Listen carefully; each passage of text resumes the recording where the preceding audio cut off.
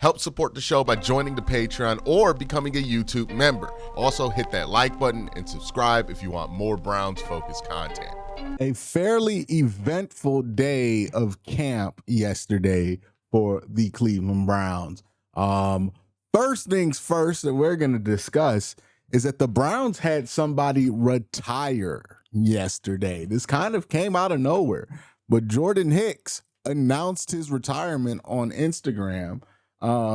This again comes as a bit of a surprise. Jordan Hicks did practice in OTAs and mini camps and seemed like he was ready to go on with another season. There seemed to be no indication that he would retire, but he has announced his retirement nonetheless, saying in a post on Instagram, after 23 years of playing football, I'm officially retiring from the NFL.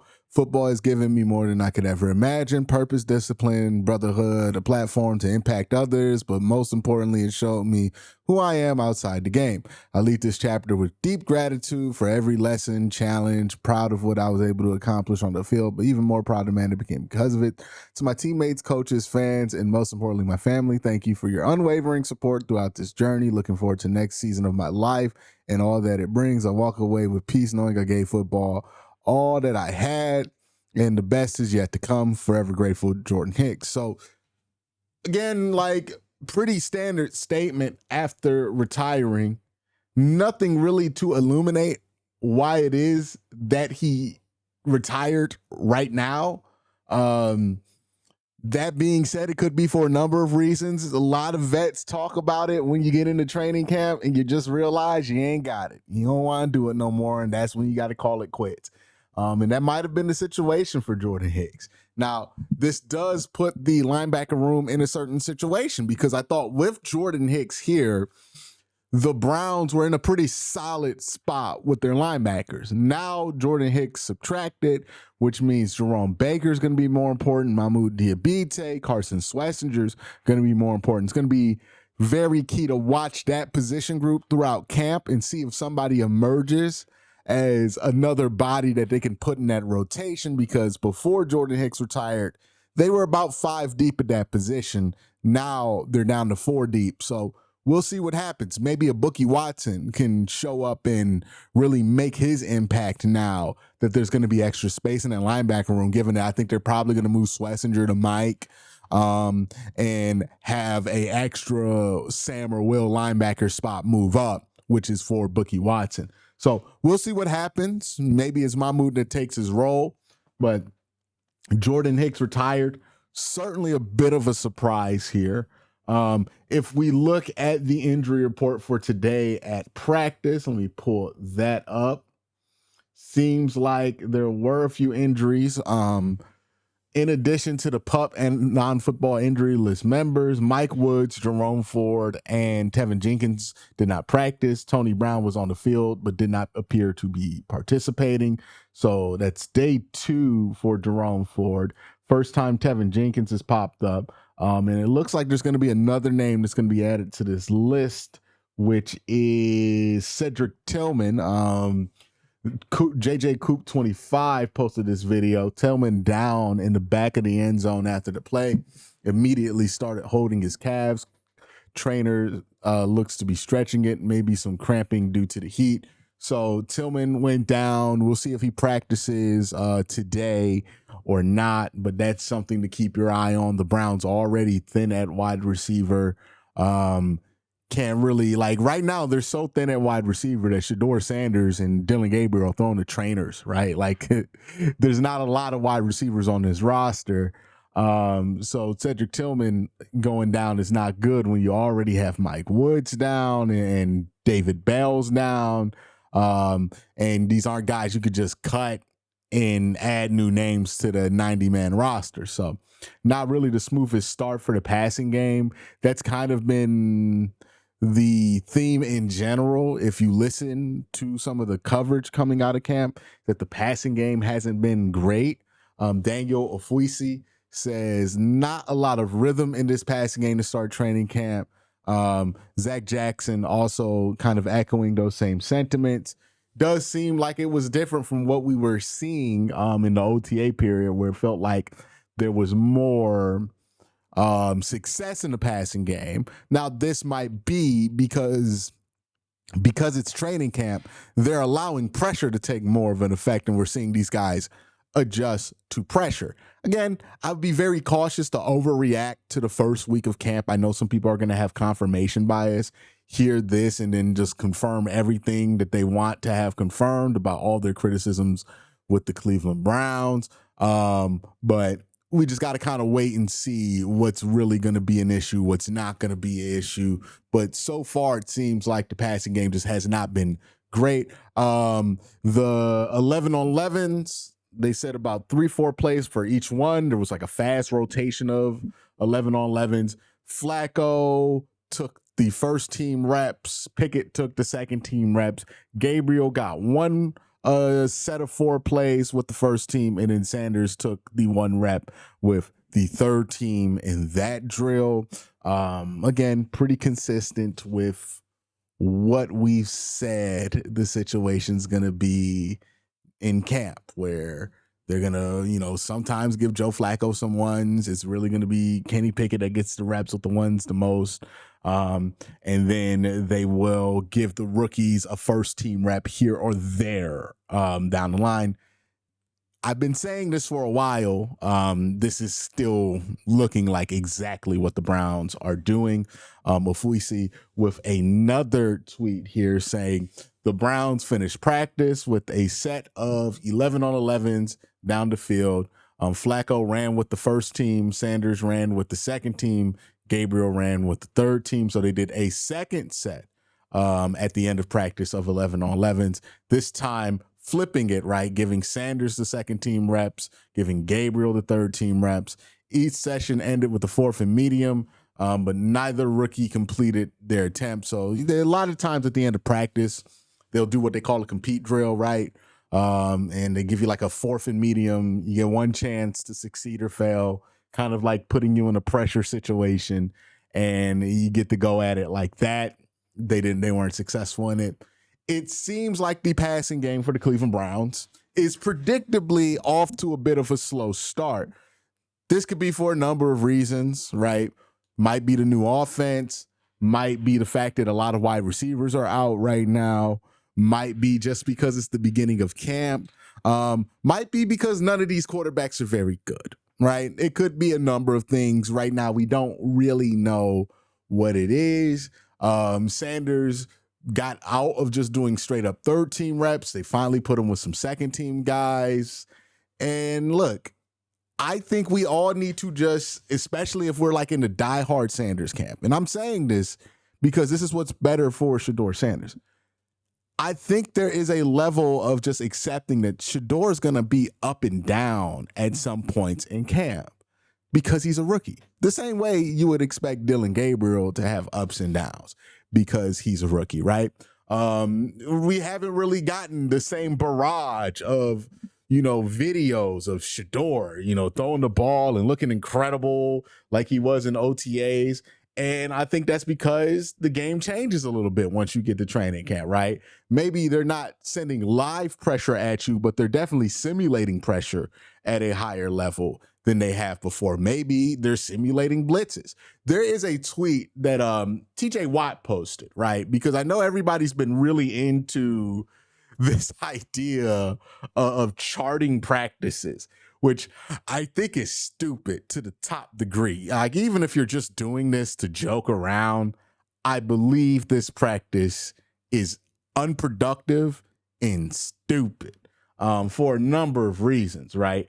And these reasons are better brought up by TJ Watt, who actually has practice in the NFL. I don't know if you guys are aware of that JJ Watt, my bad, has actually played in the NFL, which makes him very qualified to talk about what happens at a NFL practice, right? You want to argue with JJ Watt about his opinion on who the best pass rusher in football is? I think that's more than fair, right? That's just talking about what players you like more. That's more than a fair opinion to attack. But if he's telling you exactly what goes on in practice, that's something you should probably take a lot of insight in. Here's what JJ Watt had to say about this idea. Training camp stats are insane and ridiculous. Used to think it was always just people joking, but now seeing them seriously reported. Let me add on to that real quick. Not only are people seriously reporting these and seriously talking about them, they're using the fact that, oh, it's just a joke to cover behind the fact that they're actually taking these preseason training camp charts seriously when they're jokes. They're not serious. You have no idea what the purpose of that period is, what the goals are, what the context is, etc. It could be strictly third and long blitz period where every play is skewed towards the defense's advantage. Coaches could be asking the quarterback to focus on specifically one route concepts. Defensive lines may only be focusing on bull rushes for one day or just speed rushes in a period. More importantly, practice is for practicing. You're supposed to fail. You're supposed to try new things, see what works, what doesn't work. And if only you do what works, you'll never grow, adapt, or change. So for folks who had a hard time grasping what that one paragraph meant by JJ, think of it like going to the gym. If you go to the gym and let's say you're really good at curling about 15 pounds, and all you do is every day you go to the gym and you curl 15 pounds 10 times, right? 10 by 3. You do a 10 by 3, 15-pound curl, and you never increase the weight. You never take the risk of it being too heavy for you to get up. You're never going to get stronger doing that, right? You're just going to get really good at lifting 15-pound weights, which isn't the most useful thing in the world. When I go to the gym, I like to do what's called progressive overload, which is I increase the weight progressively over time because I want to get to a point of failure on one of these lifts. So I know that I'm at my max and I need to then get over this weight to get stronger, right? The point of lifting weights is to get to a point of failure so you can then get past that point of failure. That is what J.J. Watt is saying when he's saying practice is for practicing, you're supposed to fail. Practice is where you try new stuff out. Practice is where you try this spin move that isn't perfect in a game, but you want to get to the point to where it is. Practice is where you fix your footwork, right? Like Lamar Jackson is not scrambling a lot in practice. Lamar Jackson is doing the shit that he's not good at during practice because he needs to get better at the stuff that he's not good at, right? Like that's the entire point of practice, is to get better at the things that you aren't good at. You need to practice, right? Obviously sharpen the skills you already have, but also work on the things that need work. That's what practice is for. And when we're judging practice like a game, it defeats the entire purpose of practice. And what I'm more concerned about is when players are worried about their public reputation being based on practice, one of two things are going to happen. Either one, players are going to become less skilled because they're going to be too afraid to work on new stuff because they're going to get criticized about it to be able to work on that new stuff. Or two, we're just never going to have access to practice again. None of those outcomes are good. So we got to have a brain when we're talking about practice, man. Like, I know I sound like Allen Iverson, but seriously, we have to use our brains, right? Stop overreacting to practice. If somebody looks bad in practice, it's not a game, okay? It's not supposed to look like a game. Like maybe they're working on something. Maybe there's a lot of explanations for why things don't look like how you want in practice, right? And this is why I say you can't get too high either, right? Right now, the Browns offense, it doesn't look great, but if like the Browns defense was looking amazing in practice, I'd be like, okay, well, we'll see, right? Because they don't have pads on. We don't know what the offense is working on. There could be a number of reasons why they can look an inflated amount of good right now versus what they should be. I remember last year at joint practice, and this is joint practice, a practice we take a lot more seriously. The Browns looked way better than the Minnesota Vikings at joint practice. And then the Vikings went on to win 12 games, and the Browns won 3. Practice is practice, which means when you get these stupid charts from ESPN Cleveland and they're telling you this guy went 3 of 10, it doesn't actually tell you anything. Because what they're doing is they're mixing in 7-on-7s with 11-on-11s, with team drills, some not team drills. They're mixing in end zone drills with first down. Like they're just throwing shit in there and giving you a very basic number and telling you to react to it. It is garbage, right? That chart that they put out does not give you any information. It's absolutely garbage. It's not good information. It's bad information. And we have to have a mindset of understanding that practice is practice. Because what I don't want to have happen is Shedeur goes out there, throws 3 interceptions in a practice, and y'all lose your minds, right? The same way people were losing their minds. Oh, he threw 4 touchdowns in an end zone drill. It's not like he drove down the field, right? Like, it's practice. I'll start getting excited about any quarterback on this team when I see it in the freaking games. Okay, you want me to get excited about Kenny Pickett? Let's start the season out 3-0 with Kenny Pickett. I'll get fucking excited, right? You want me to get excited about Dylan Gabriel? Let Dylan Gabriel win a couple games in the NFL. I'll get excited about the little man, right? You want me to get excited about Shedeur Sanders? Well, let's let Shedeur Sanders actually win something in the NFL before I even get excited about it. I have no incentives. I'm not a Colorado Buff fan. I'm not a longtime follower of the Sanders family. If you're one of those people and you're getting excited about Shedeur, that's your right. I'm not really talking to you, right? But if you're a Browns fan and you're like, it has to be Shedeur, he has to be good. And it's like, just let it happen. Just let it happen. If the dude's good, then he's good, then we can get behind him. No beef there, right? This is the mindset that I have going into it. But a lot of people are just putting a lot on practice right now. You know, we're like, oh my God, what does it mean that he doesn't get first team reps? It means that he's the second guy that they drafted at the quarterback position. That's what it means. It's information that we knew when they drafted him, and we could reasonably assume was going to be how he was handled during camp. The same with Dylan Gabriel. He's not getting that many first-team reps either. He got 4 of them. 4 first-team reps. Why? Because he's a third-round pick. And they got 2 other veterans on the roster that they'd rather see right now.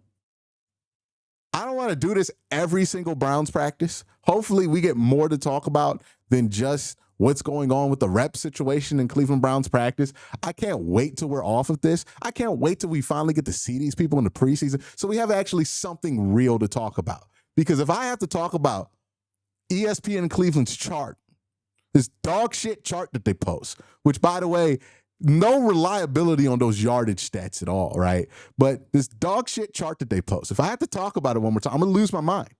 I'm going to lose my mind. It is practice. Listen to J.J. Watt when he tells you, this is stupid.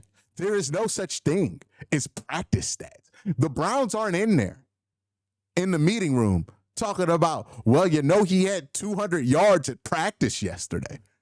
I promise you that's not how that goes. Yes, the Browns chart practice. Yes, the Browns chart reps. But I promise you, this is not a major factor in how they make their decisions. They're not like, well, one threw for 500 during training camp. The other one threw for 300. We got to go with him. That's not how this works.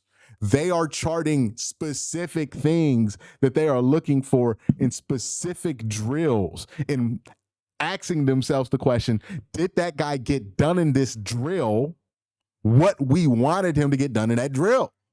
It has nothing to do with the stats. I promise you, they're not caring about these stats. But my rant aside, that's what's going on in Browns camp. We got to stop being super concerned about these stats. Just take a look at what's going on and just hope that these guys are making progress. Watch. But if you're getting caught up into stats or you feel the need to post training camp stats to back up an argument, I saw somebody in this thread, right? This post where J.J. Watt is talking about the entire point of training camp is to build and grow towards the season so that you perform your best when the real games start. Somebody replied to this and said, this is why you've never won a Super Bowl to J.J. Watt. Like some dude, some just regular schlup, right? Like me and you, some asshole in a chair, was like, see, JJ, you don't know what it takes. Like, is this where we're at? JJ Watt telling you what practice is about as a former NFL player, and you're like, JJ Watt don't know what he's talking about when it comes to practice. Is this really where we're at? You know more than JJ Watt about NFL practice? That's crazy. That's crazy. Anyways, that's my thoughts. Let me know your thoughts in the comment section down below. You have a great day. Have a better night. Peace.